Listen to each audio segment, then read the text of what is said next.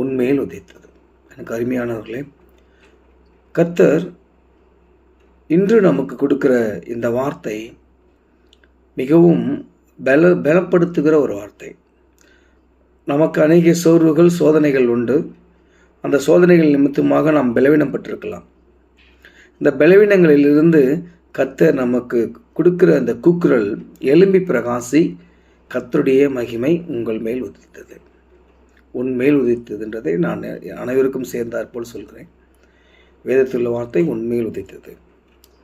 எனக்கு அருமையானவர்களே, அந்த பாரம், அந்த கஷ்டங்களை எல்லாம் நீங்கள் எடுத்து போட்டுட்டு நீங்கள் அவர் என்ன சொல்கிறாருன்னா, நீங்கள் எழும்பி பிரகாசிங்க, சந்தோஷமாக எழுந்துருங்க.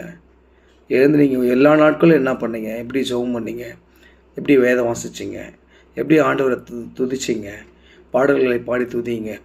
இந்த நாள் பொழுதில் நமக்கு அநேக இந்த தவசு நாட்களிலே நம்மளுக்கு கிடைக்கிற ஒரு பெரிய ஒரு ஆசீர்வாதம் என்னடான்னு சொன்னால், மற்ற காலங்களில் கூட நாம் உலக பிரகாரமான வேலையில் இல்லை ஒரு செயல்களிலே நம்ம ரொம்ப பிஸியாக இருப்போம். ஆனால் இந்த தபசு நாட்களிலே பெரும்பாலான மக்கள் அட்லீஸ்ட் ஒரு 20 நிமிஷம் இல்லை, ஒரு ½ உட்காந்து பைபிள் படிக்கணும், ஜெபம் பண்ணுற ஒரு பொருத்தினோடு இருப்பாங்க.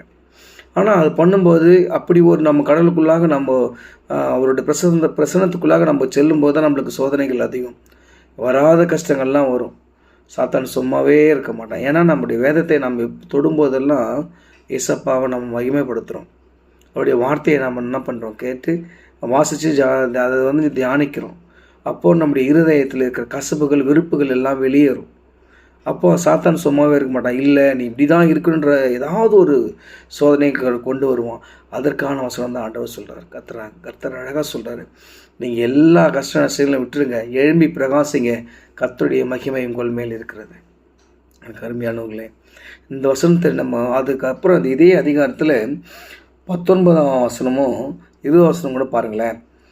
இனி சூரியன் உனக்கு பகலிலே வெளிச்சமாயிராமலும், சந்திரன் தன் வெளிச்சத்தால் உனக்கு பிரகாசியாமலும், கர்த்தரே உனக்கு நித்திய வெளிச்சமும் உன் தேவனே உனக்கு மகிமையுமாயிருப்பார். உன் சூரியன் இனி அஸ்தமிப்பதும் இல்லை, உன் சந்திரன் மறைவதும் இல்லை. கர்த்தர் உனக்கு நித்திய வெளிச்சமாயிருப்பார். உன் துக்க நாட்கள் முடிந்து போயிற்று.